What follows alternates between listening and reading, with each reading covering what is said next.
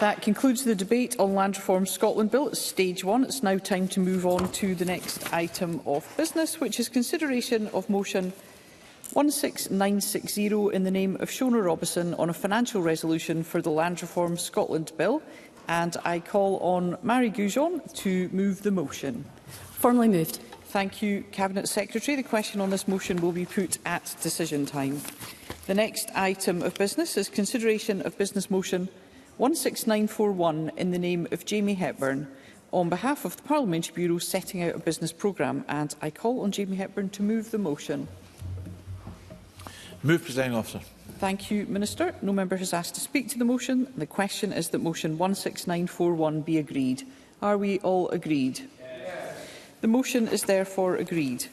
The next item of business is consideration of Parliamentary Bureau motion 16942 on approval of an SSI, and I ask the Minister on behalf of the Parliamentary Bureau to move the motion.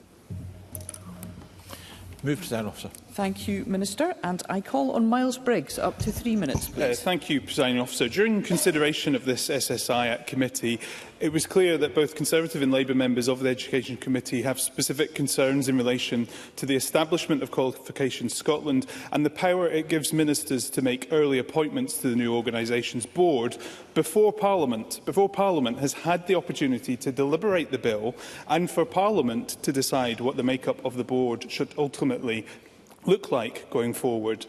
As Pam Duncan-Glancy said at the committee, it is odd that we are being asked to vote on an order when we do not yet know the shape of the board that the government will then be asked to recruit to. Yes, I will. Pam Duncan-Glancy. I thank the member for taking that intervention. Does he agree with me that perhaps the government are counting their chickens here, because we've been asked to give them powers to appoint to a board that has not yet been agreed, that we don't know yet what the representation, for example, of trade unions is going to be on that board, that it hasn't gone through due parliamentary process, and that really process is crucial to gather the sort of respect and trust that people will require in the new qualifications body?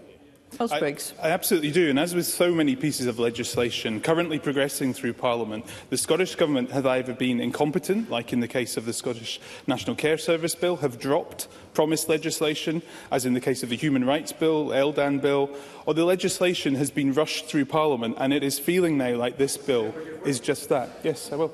John Mason. I thank the member very much for giving way. Would he agree that it's actually quite normal for legislation to go through at the same time as a provisional board is approved? I think that happened with the Scottish Fiscal Commission, from my memory. And would he accept that the opposition have been pushing for changes in education and now they seem to be slowing things down? Miles No, Briggs. we absolutely want to get this right. That is why I think it's important that ministers take all of Parliament on this journey. And we have two organisations. We have the SQA transitioning to Qualifications Scotland.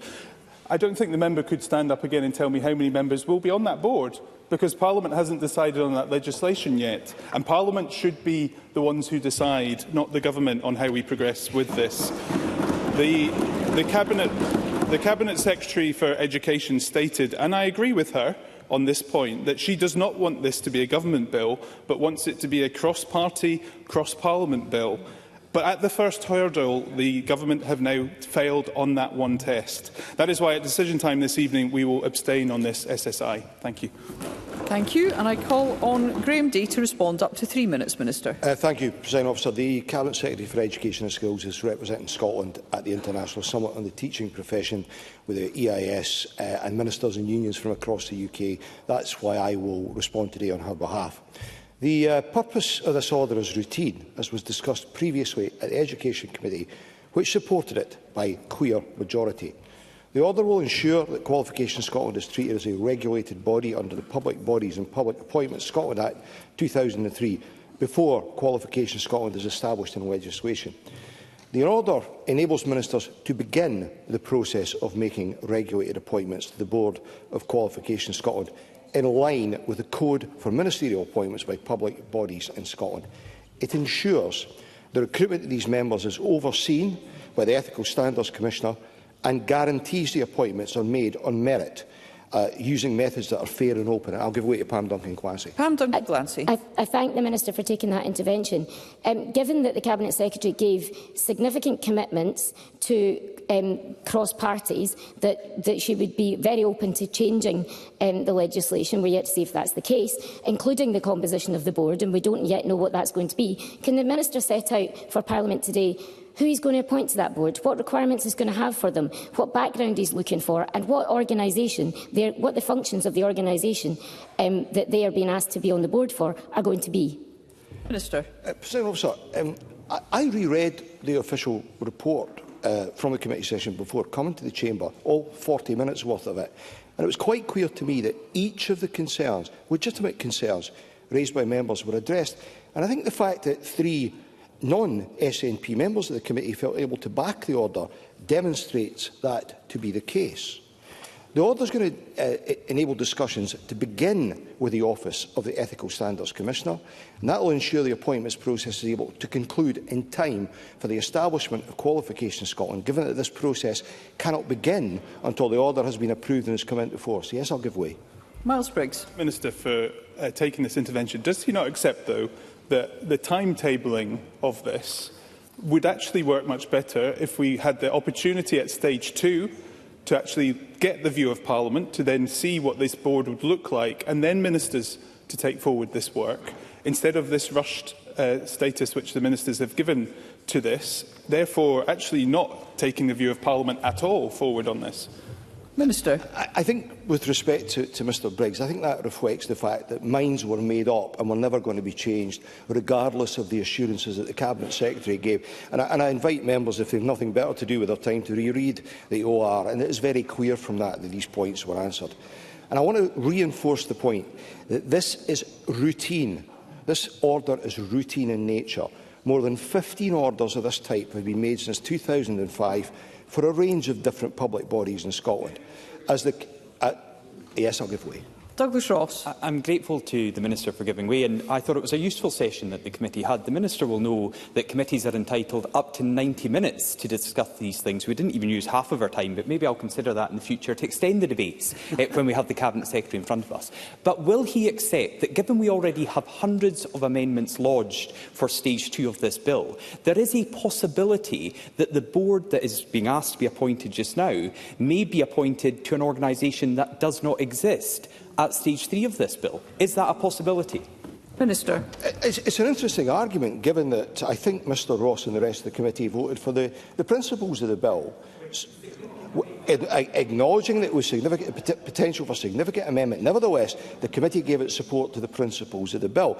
And I think, to answer the specific point about the ordering of this, any amendments that are agreed to regarding the governance arrangements for Qualifications in Scotland can and will be fully incorporated into this process. And furthermore, the person specification and the subsequent advertisements will not be finalised until after the bill has completed stage 2, allowing any changes to be made. So there's no counting of chickens here.